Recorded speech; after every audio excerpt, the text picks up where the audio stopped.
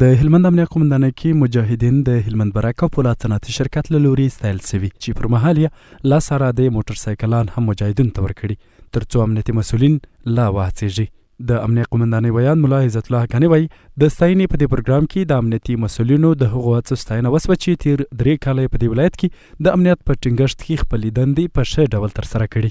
د هلمند بارک او پولاد صنعتي شرکتونو له لوري په امنیه قومندانۍ کې د امنیتي ځواکونو د ستاینې په موخه غونډه ترسره شوه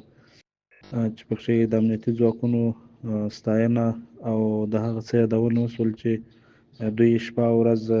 د ولس په خدمت کې یوه کړې ده او نه ستړي کېدونکي خدمتونه یې کړي دي او له برکته په هېواد او بالخصوص په هلمند کې امنیت تامین دی او ټول تجاران ورله کولی شي چې له دې امنیت څخه په ګټه خپل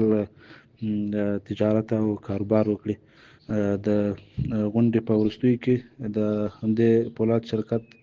له لوري امنیه قومندانۍ ته 10 ارادې پولاد موټر سایکلان هم په واک کې ورکړل چې ترڅو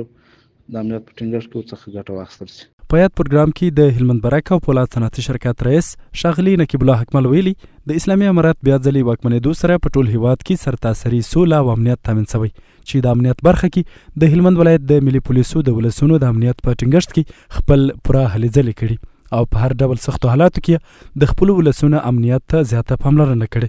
د ښاغلي حکمل په خبره چې د همدې ولایت ټول مجاهدین د ستاینې وړ دي، خدمتونه یې باید وستایل سي او ټول ملي تجاران او عام ولسي خلک باید د خپلو امنیتي ځواکونو سره اوږه پر اوږه ودرېږي.